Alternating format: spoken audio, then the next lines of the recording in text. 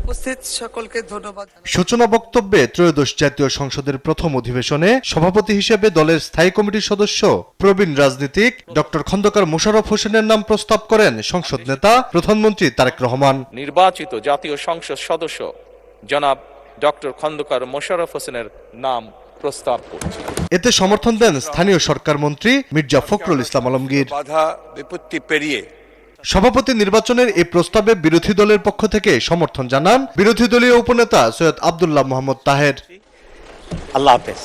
পরে সভাপতির আসন গ্রহণ করেন ডক্টর খন্দকার মোশাররফ হোসেন। স্বচ্ছতা, জবাবদিহিতা আর সুশাসন প্রতিষ্ঠায় ঐক্যবদ্ধ প্রয়াস বজায় রাখার আহ্বান জানান তিনি।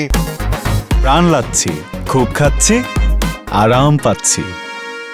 জনগণের প্রত্যাশা পূরণ, গণতন্ত্রের ভিত সুদৃঢ়করণ, স্বচ্ছতা, জবাবদিহিতা ও সুশাসন প্রতিষ্ঠায় আমাদের ঐক্যবদ্ধ নিরলস প্রয়াস অব্যাহত রাখতে হবে।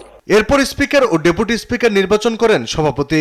স্পিকার হিসেবে ভোলা 3-এর সংসদ সদস্য মুক্তিযুদ্ধ বিষয়ক মন্ত্রী মেজর অবসরপ্রাপ্ত হাফিজউদ্দিন আহমেদ বীর বিক্রমের নাম প্রস্তাব করেন নুরুল ইসলাম মনি। এতে সমর্থন জানান হুইপ রাকিবুল ইসলাম। পরে কণ্ঠভোটে তা পাশ হয়।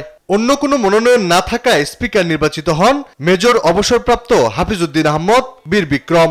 সর্বসম্মতিক্রমে ও বিনা প্রতিদ্বন্দ্বিতায় বাংলাদেশ জাতীয় সংসদের স্পিকার নির্বাচিত হলেন।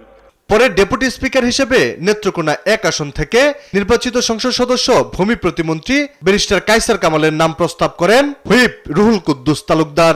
তার সমর্থন করেন আরেক হুইপ এবিএম আশরাফ উদ্দিন নিজাম। কণ্ঠভোটে তা পাশ হয়। একটি মাত্র মনোনয়ন থাকায় ডেপুটি স্পিকার নির্বাচিত হন ব্যারিস্টার কায়সার কামাল। বিধিতে ডেপুটি এরপর আধ ঘন্টার জন্য সংসদের অধিবেশন মুলতবি করা হয়। আলী আকাশ, দেশ টিভি, ঢাকা।